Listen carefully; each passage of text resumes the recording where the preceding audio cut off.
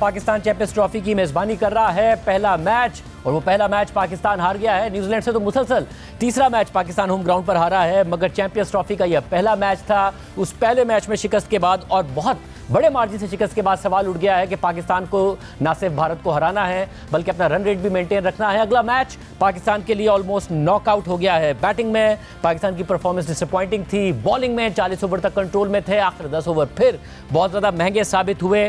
क्या पाकिस्तान में कमी है, क्या खामियां हैं, भारत का से जो बड़ा टाकरा पाकिस्तान का होना है उसमें क्या क्या पाकिस्तान को सही करने की ज़रूरत है। हमारे साथ मौजूद हैं साबिक कप्तान राशिद लतीफ़ साहब, अहमद शहजाद साहब, सिकंदर बख्श साहब। आप तीनों का बहुत शुक्रिया। राशिद भाई, सबसे पहले आपसे, ज़ाहिर अब 40 ओवर तक पाकिस्तान कंट्रोल में लगा, 5.1 5.2 रन पर ओवर के साथ न्यूजीलैंड जा रहा था। अचानक फिर हमें आखिर में बहुत मार पड़ती है और फिर चेज़ भी हमने अच्छा नहीं किया। क्या क्या खामियां हैं? देखिए, आउट करने जाना चाहिए, क्योंकि जब आप 3 आउट कर लिए, शुरू में ऐसे ही लग रहा था कि 240 250 रन करेंगे, लेकिन क्रिकेट गेम जिस तरह से वो खेलते हैं, उनका मेथड जो खेलने का वैसे ही उन्होंने खेला। जितने भी मैचेस हैं जो हुए हैं अभी पाकिस्तान में, न्यूजीलैंड का स्टाइल खेलने का एक ही था। अगर शुरू में विकेट गिरती हैं, वो एक लंबी पार्टनरशिप करते हैं, और आज भी पार्टनरशिप की। हमारे पास आउट करने वाले बॉलर कम रह गए। अगर हम देखते हैं, शाहीन आफरीदी की न्यू बॉल स्विंग होना बंद हो गई है। नसीम शाह जोर लगा रहे हैं, लेकिन वो शोल्डर की इंजरी के बाद वैसी बॉलिंग नहीं कर रहे हैं। हारिस आए, मेरे ख्याल से वो पूरे फिट नहीं थे आज। अब मैं ब्लेम नहीं दूंगा, उन्होंने 83 रन उनको बन गए, लेकिन वो फिट नहीं लगे। एक अबरार थे जो कि स्पेशलिस्ट स्पिनर थे, उनको हमने शुरू में 5 ओवर करा लिए। जब आउट करने का टाइम आया तो पार्ट टाइम बॉलर्स करने लगे। तो ये मिस्टेक है कि हमने जब टीम बनाई तो उसमें ही एक स्पेशलिस्ट स्पिनर हमने छोड़ दिया। फिर आखिर के ओवर जो 10 ओवर देखते हैं, अगर अबरार बॉलिंग करने आए हैं, हमें सबको पता है कि लथम स्वीप अच्छी मारते हैं, तो ओवर द विकेट वो मिडिल और लेग पे बॉलिंग कर रहे थे। उन्होंने राउंड द विकेट, उनसे कप्तान ने या कोच ने कहीं कहे ही नहीं कि अपनी स्ट्रेटेजी प्लानिंग अपनी चेंज कर रहे हैं, राउंड द विकेट आके थोड़ा ऑफ स्टंप के बाहर बॉल करें। तो आप देखें, आखिर में अबरार को जो तीनों ओवर्स में रन बने, वो सारे मिडिल लेग पे या लेग पे बॉल हुई है। तो शायद फुकदान था। और बैटिंग में देखें, अगर हमारे पास कोचिंग में नज़र नहीं आ रहा कोई भी कोचिंग में, अदर महमूद भी ऑलराउंडर हैं, आकिब जावेद भी फास्ट बॉलर हैं, शाहिद असलम ट्विटर अच्छे हैं, लेकिन बहुत ज़्यादा क्रिकेट नहीं खेली हुई। मैं ब्लेम नहीं कर रहा, लेकिन हमारे पास कोई ड्रेसिंग रूम में मोहम्मद यूसुफ जैसा, अजहर अली जैसा, असद शफीक, यूनुस खान जैसा एक कोच लाजमी होना चाहिए जो कि गाइड कर सके, वो इस सूरत हाल से निकाल सके। तो ये एक मेजर शायद ख़राबी नज़र आती है कोचिंग पैनल के अंदर, कि आपके पास मुस्तनद कोई बैटिंग कोच वैसा नहीं है जो कि चैंपियन ट्रॉफी के लिए तैयार करे अपने प्लेयर्स को। बातें बहुत हैं, लेकिन पैनल बड़ा है हमारा, इसलिए मैं यहीं पे कहता हूं कि आज नेट रन रेट भी हमारा नीचे हो गया, और अगला मैच बड़ा डू एंड डाई है पाकिस्तान के लिए, जीतना बहुत ज़रूरी हो गया है। वैसे मैं ज़ाहिर बातें जितनी है मैं चाहूँगा कि वो सारी बातें आप करें, क्योंकि पाकिस्तान में हो रही है चैंपियंस ट्रॉफी, आखिर पिछले चैंपियन हम हैं। अहमद, आप बताइएगा क्या खामियां रह गई? क्या न्यूजीलैंड ने बहुत ही डिसिप्लिन के साथ अपनी बॉलिंग की और हमारे बैटर्स का कसूर नहीं था? फ़खर जमान ज़ाहिर इंजरी के बाद जब वापस आए वो मुकम्मल फिट नहीं नजर आ रहे थे, या हम खेले ही बुरा हैं ओवरऑल आज? नहीं शाहजाद भाई, देखिए, बैटर्स का कसूर या बॉलर की कसूर की बात नहीं हो रही है। बात हो रही है कि आपकी टीम की स्ट्रेंथ क्या है, आप कितने पाए के प्लेयर हैं। अगर आप उनकी, जब वो खेल रहे थे ना, मैं आपको कुछ फैक्ट बताता चलूं कि पाकिस्तान जब बैटिंग कर रहा था उससे मुश्किल कंडीशन थी जब न्यूजीलैंड बैटिंग कर रहा था। पाकिस्तान 3 विकेट लेके अर्ली ऑन गेम में था, लेकिन पाकिस्तान ने किया क्या, जिस बात की हम शुरू से निशानदेही करा रहे हैं सिलेक्शन पे, कि पाकिस्तान एक बॉलर शॉट खेल रहा है। अब अबरार ने सर्कल के अंदर अपने सारे 5 ओवर कर दिए, और जब मिडिल का टाइम आया वो फंसे हुए थे। उनके लिए बहुत जरूरी था पार्टनरशिप डेवलप करना, जहां पे उन्होंने वो, पाकिस्तान के पास एक तगड़ा स्पिनर मौजूद नहीं था जो वहां पे, जहां पे टर्न हो रहा था वहां पे विकेट या ब्रेक थ्रू लेके दे सके, जिसकी वजह से वो पार्टनरशिप डेवलप हुई। और आप चेक करें, यंग से हमने सेंचुरी करा दी, लेथम से हमने सेंचुरी करा ली। वहां पे अगर पाकिस्तान के पास एक भी तगड़ा स्पिनर होता तो वो पार्टनरशिप लगनी ही नहीं थी। जितना अगर खुशदिल शाह को सिंगल निकालना मुश्किल हुआ था, तो आप खुद सोचिए कि पिच कितना मुश्किल खेल रहा होगा। लेकिन खुशदिल शाह डेफिनेटली उनका कसूर नहीं है, उन्होंने जितनी पोटेंशियल है बॉलिंग के अंदर उन्होंने अपनी एफर्ट करते हैं, लेकिन पाकिस्तान एक स्पिनर, एक स्ट्राइक बॉलर शॉट नजर आया। और पाकिस्तान के पहले जब 321 चेस कर रहे हैं आप मुझे खुद बताइए इंटेंट क्या होना चाहिए पावर प्ले के अंदर तगड़ा। हमारे पहले 13 ओवरों के अंदर 10 ओवर डॉट बॉल्स के थे, मतलब 60 बॉलें हमने डॉट खेल ली थी पहले 13 ओवरों के अंदर। तो मैच तो आप यहीं पे बहुत पीछे चले गए थे। बाबर आजम यार, हम सब मानते हैं कि वो ये उनका फॉर्मेट है, उनको यहाँ परफॉर्मेंस करनी चाहिए, लेकिन ये उनके अपने 50 के लिए मैच नहीं हो रहा था। 80 बॉलों पे वो 50 करके गए हैं, जहां पे उन्होंने, आप उनके बैट्समैन को देखेंगे विलियम को, उन्होंने 56 बॉलों पे 50 किया है। आप कितनी मुश्किल सिचुएशन पे आया लेथम, उसने 60-62 बॉलों पे 50 किया है। हमारे ओपनर बेटर कंडीशंस के अंदर गए और वहां पे उनके पास एक टारगेट भी सेट था जो कि चीख के बोल रहा था कि यहाँ पे हमें अच्छा पावर प्ले चाहिए। वहां पे पहले 13 ओवरों के अंदर आप 10 डॉट खेलते हैं और 38 बॉलों पे 14 रन की पार्टनरशिप होती है आपके दो मोस्ट सीनियर प्लेयर्स की तरफ से, जो कि रिजवान है और बाबर आजम है। तो मैच में तो आप यहीं से पीछे चले गए हैं बहुत ज्यादा। ये रियलिटीज है जिसका हम पिछले 1 साल से, जब से हम वोकल हुए हैं, बताने की कोशिश कर रहे हैं। लास्ट वर्ल्ड कप के अंदर भी हमने खुल के सबको बताया और अवाम एग्री हो गई, लेकिन पीसीबी के अंदर बैठे हुए लोग टस से मस नहीं हुए। उन्होंने ये बोला कि 6 महीने बाद आईसीसी चैंपियंस ट्रॉफी आ रही है, इतनी जल्दी हम कॉम्बिनेशन कैसे बनाएंगे। तो 7 इवेंट्स जो प्लेयर्स हारे हुए थे के साथ आप जो है 8वां इवेंट भी खेलने गए, तो ये डेफिनेटली प्लानिंग का फुकदान है। पता लग रहा है कि कितने मैच, ज्यादा हार्श नहीं होना चाहता, अभी मैचेस पड़े हैं, लेकिन ये बहुत इंपॉर्टेंट मैच था। भारत के मैच से पहले पाकिस्तान को ये मैच जीतना चाहिए था हर हालत में। ये बड़ी अहम बात है, एक बॉलर शॉट खिलाना। मुझे याद है कि अहमद शहजाद इस मामले को बार बार उठाते रहे हैं, दीगर पैनलिस्ट भी इस मामले को बार बार उठाते रहे हैं कि अगर आप एक बॉलर कम खिलाएंगे, रन ज्यादा पड़ जाएंगे, तो एक एक्स्ट्रा बैटर कब कितनी दफा आपको मैच जिता देगा। 7वें नंबर का बैटर आपको अगर टॉप ऑर्डर फ्लॉप हो जाएगा तो कितनी दफा मैच जिता देगा। सिक्कू भाई, आप खुद ग्राउंड में ही मैच देख रहे थे, क्या आपका क्या कंक्लूजन है आज के मैच के बाद, क्योंकि अब नॉकआउट ही हो गया पाकिस्तान का, भारत के साथ अगला मैच, प्रेशर भी बहुत ज्यादा होगा। सर देखिए, प्रेशर तो होगा। आज मैं जब ग्राउंड में था तो ज्यादातर लोग आकर मुझसे यही कह रहे थे कि ये पूछा जाए कि बाबर ने किस किस्म की बैटिंग की है, क्या बाबर ने रिदम क्यों नहीं बनाया। देखिए, मोमेंटम के साथ गेम चलता है, अगर वो मोमेंटम बना के रखता, सिंगल ही नहीं निकाल पा रहे थे। हर शख्स ये कह रहा था कि बाबर सिंगल क्यों नहीं निकाल पा रहे, तो उनको निकालना चाहिए था। ऐसा लग रहा था वो बिल्कुल अपने लिए खेल रहे हैं कि वो चाहते हैं किसी तरह मैं 50 कर लूं। That was very wrong. आप बहुत बड़े प्लेयर हैं, हम मानते हैं आपका सब के, आपके रिकॉर्ड्स बहुत अच्छे हैं, मगर आपको टीम के लिए खेलना पड़ता है। आपके इस क्या फायदा हुआ, किसी को कुछ नहीं हुआ। दूसरे दोनों लड़कों ने, आपके राशिद ने और अहमद शहजाद ने आपको बता दिया है कि 1 महीने से हम इस बात का जिक्र कर रहे हैं, 2 महीने से, कि जब भी हम इस सब कॉन्टिनेंट में खेलते हैं, इंडिया में खेलते हैं, बांग्लादेश में, पाकिस्तान में, श्रीलंका में, तो यू नीड टू स्पिनर्स।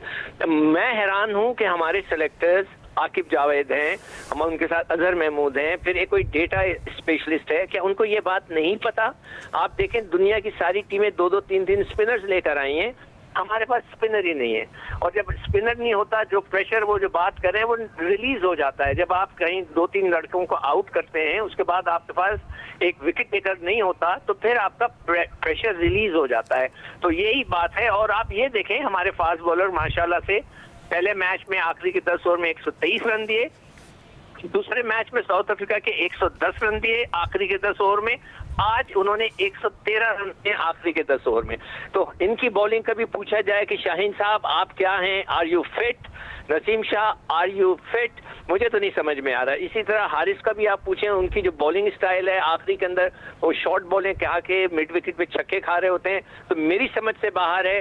इधर दे आर नॉट फिट। और दूसरी चीज ये, मैं क्रिकेट बोर्ड से कह के थक गया हूं कि प्लीज इन लोगों को कहा करें कि जाके डोमेस्टिक क्रिकेट खेलें, ताकि अपनी फिटनेस का अंदाजा हो सके।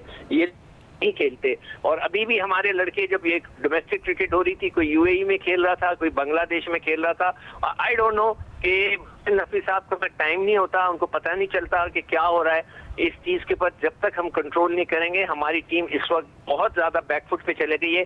आई होप कि इंडिया से जीत जाए, अदरवाइज ये डिजास्टर हो जाएगा ये चैंपियंस ट्रॉफी में।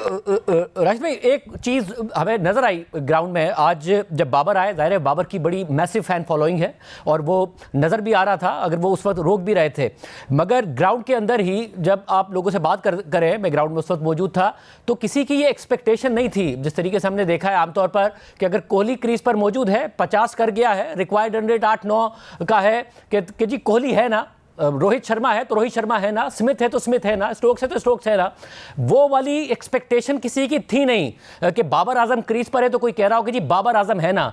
ये मैंने देखा कि ग्राउंड में लोगों की सलमान आगा से ठीक है आए, शायद कुछ कर दे, फखर से नहीं खेला जा रहा था मगर फिर भी था कि शायद फखर कुछ कर दे। अब सलमान आगा आते हैं, 28 गेंदों पर 42 बना जाते हैं, खुशदिल शाह आते हैं, 49 गेंदों पर 69 बना जाते हैं।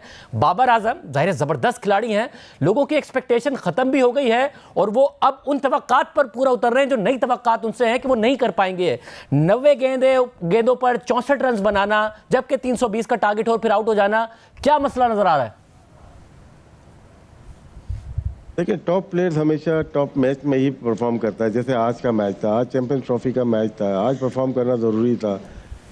हमें हमेशा से यही होता है कि अब बार बार हम कहने पे मजबूर हो जाते हैं कि हमारे पास एक ही बल्लेबाज है, फ़खर जमान, जो कि स्टार्ट अच्छा लेगा और पाकिस्तान मैच जीत सकता है। और एक मैच की झलक आप देखी होगी, 353 जब हमने चेज किए तो फ़खर जमान का ही स्टार्ट था वो। अगर 91 रन किए, 2 आउट हो गए थे, लेकिन स्टार्ट बहुत अच्छा दे दिया था।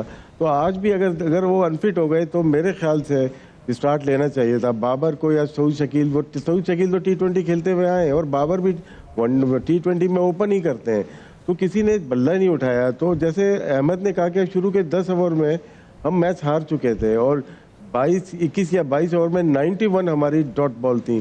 तो जब आप डॉट बॉल खेलेंगे तो फिर आपको जीत नसीब नहीं होगी। मेरे ख्याल से बाबर आजम को या टीम मैनेजमेंट को, आप जो बात करते हैं किसी प्लेयर से को आपको ऐसे खेलना है, अगर वो ऐसा नहीं खेलता तो फिर उसकी जगह टीम में बनती नहीं है। या तो प्लान हो आकिब जावेद का यही कि बाबर ऐसे खेलेगा, लेकिन ऐसे खेलने में भी बहुत स्लो हो गए। ऐसा तो टेस्ट मैच में भी नहीं खेला जाता। लोगों का गुस्सा, जो आपने बात की या शिकू भाई ने बात की, जायज़ है कि आप इतने बड़े मैच में, पूरी दुनिया आपको देख रही है और रिलाय फ़खर जमान के बाद अगर पाकिस्तान क्रिकेट की बैटिंग लाइनअप अगर करती है वो बाबर आजम पे करती है। जब आपका टॉप प्लेयर अगर रन नहीं करेगा तो जीतने के चांसेस कम होते हैं। तो उस दिन भी मैंने एक शो में यही कहा था, जावेद मियांदाद और बाबर आजम में एक फ़र्क है, बाबर आजम आउट हो जाते हैं, जावेद मियांदाद आउट नहीं होते थे। और अहमद साहब, ये तो है नहीं अहमद शाह साहब के बाबर आजम को के बारे में कोई ये कहे कि जी कोई आए और उन्हें गेम अवेयरनेस सिखाए, क्योंकि ज़ाहिर है बाबर आजम एक सीनियर खिलाड़ी हैं, उनके पास रन्स हैं, किंग बाबर उन्हें कहा जाता है, उन्होंने डिलीवर भी माजी में किया है। हो क्या रहा है 90 बॉलों पर 64 रन बनाकर आउट हो जाए, 50 के बाद उनसे ये एक्सपेक्टेशन ही ना हो ग्राउंड में कि जी बाबर यहाँ से मैच निकाल सकता है, एक्सपेक्टेशन ये हो कि शायद सलमान का लग चल जाए। और दूसरों अगर रन बना पा रहे हैं, अगर सलमान आगा 28 गेंदों पर 42 बना पा रहे हैं, खुशदिल शाह 49 गेंदों पर 69 बना पा रहे हैं, बाबर आजम क्रीज पर होने के बावजूद क्यों रन नहीं बना पा रहे हैं? देखिए, रिफ्लेक्सेस स्लो हो गए हैं, बैट स्पीड में फर्क आया है, फिटनेस नीचे गई है। अगर आप जब हमारे साथ जूनियर बाबर आजम को देखेंगे, जब वो आए थे उनकी बैट स्पीड बहुत तगड़ी थी, उनकी फीट मूवमेंट बहुत अच्छी थी, वो कभी भी फंसते नहीं थे, वो कोई ना कोई तरीका निकाल लेते थे अपनी इनिंग को डेवलप करने का। उन्होंने बड़ी जबरदस्त अच्छी इनिंग्स खेली हुई है, बहुत मुश्किल कंडीशन में भी। लेकिन ये बाबर आजम ऐसा लगता है कि कोई और है। ये बाबर आजम जब से कप्तान बना ये बिल्कुल बदल गया है। और वो जो प्रोसेस एक बैट्समैन को इंप्रूवमेंट के लिए चाहिए होता है to be able to be on the top, जिस तरह बाकी दुनिया के प्लेयर जिन्होंने 25,000 रन किए, विराट कोहली आपके सामने है, तो ये सेक्रीफाइसेस करने पड़ते हैं, आपको दुनिया से कटना पड़ता है, आपको अपनी क्रिकेट पे फोकस करना पड़ता है, ईमानदारी से डिसीजंस लेने पड़ते हैं जब अल्लाह आपको कोई चीज देता है। जब बाबर कैप्टन थे, इन पे बारहा चीजें उठी हैं, फ्रेंडशिप को प्रमोट करने की, अपने एक ग्रुप एक एजेंट के साथ जो थे उसको चलने की। तो जब आपका सारा ध्यान सोशल मीडिया की तरफ हो जाए, अपने फ्रेंड्स की तरफ हो जाए, किस तरह टीम में काबू करना है इस तरफ हो जाए, तो वो जो बैटिंग में इंप्रूवमेंट का प्रोसेस होता है जिसकी वजह से आप बाबर आजम बने होते हैं, वो पीछे रह जाता है। और आज के बाबर आजम के अंदर आप देखें उनकी फीट मूवमेंट में फर्क है, जैसे वो बिल्कुल स्पिनर से फंसने लग गए हैं ऑफ स्पिनर हो, लेफ्ट आर्म स्पिनर हो, उनके जब अच्छे बॉल हो रहे होते हैं उनको बस कोई जवाब नजर नहीं आता। जहाँ पे सलमान अली आगा जैसे प्लेयर्स और खुशदिल शाह जैसे प्लेयर्स के पास काउंटर जवाब मौजूद होता है, वहां दुनिया के नंबर 1 बल्लेबाज जो कभी हुआ करते थे, आज उनके पास इस चीज का कोई जवाब नजर नहीं आ रहा है। इसमें इनकी अपनी भी गलती है और इसमें उन लोगों की भी गलती है जिनको इनके आगे दुनिया भी नजर आना बंद हो गई, और वो लोग जो सिर्फ एक परफॉर्मर को उन्होंने कप्तान बनाया बगैर जाने कि या ये अपनी इसी बैटिंग तो खराब नहीं हो जाएगी, क्या ये इतना लोड अपनी जिंदगी के अंदर बर्दाश्त कर पाएगा, इतनी कैपेबिलिटी है, वो विजन है। उन्होंने वो डिसीजन गलत लिया जिसकी वजह से वो जो बाबर आजम जिसके बारे में कहा जाता था कि 100 सेंचुरियां करेगा, आज ये हालात है कि 80 बॉलों पे 50 करके इतने इंपॉर्टेंट मैच के अंदर जब पूरी कौम उनके लिए दुआएं कर रही है और तवक्को रखती है, वो मैच को बीच में छोड़ के बल्कि बिल्कुल साइड पे ही करके हरवा के बाहर चले जाते हैं। दुख होता है इस बाबर आजम को देखते हुए। ज़ाहिर इस वक्त जो सिचुएशन है वो अनफॉर्चुनेट है, वरना फास्टेस्ट 6000 रन्स उन्होंने बनाए हैं 123 इनिंग्स में, जॉइंट ये रिकॉर्ड उनके पास है हाशिम आमला के साथ। मगर अब जो परफॉर्मेंस है सिकू भाई, ज़ाहिर पहला मैच हारे हैं, मगर क्योंकि अब सिचुएशन ऐसी हो गई है, रन रेट ख़राब हो गया और भारत से जीतना है, हम चाहते हैं कि टीम पॉजिटिव माइंड के साथ जाए, उसको इंकरेज भी किया जाए, मगर क्या कुछ तब्दीली भी करने की ज़रूरत है अगर हम इंडिया से खेलने जा रहे हैं? देखिए, तब्दीली करें तो किससे करें, आपके पास क्या है? अब मुझे ये बताइए कि आपके पास बैकअप में एक उस्मान खान है जिन्होंने जिंदगी में कोई ओडीआई का मैच नहीं खेला, वो शख्स जो है पाकिस्तान में खेला ही नहीं जिंदगी भर, 3 फर्स्ट क्लास मैच खेले, आपने उसको टीम में रखा हुआ है, आप उसको किसी और को हटा के उसको बुलाएंगे? फिर आपका एक कामरान गुलाम है, एक आपके पास जो है वो फास्ट बॉलर हसनैन है जिसको आपने सही बॉल नहीं करा, आपके पास है क्या? कुछ भी नहीं है।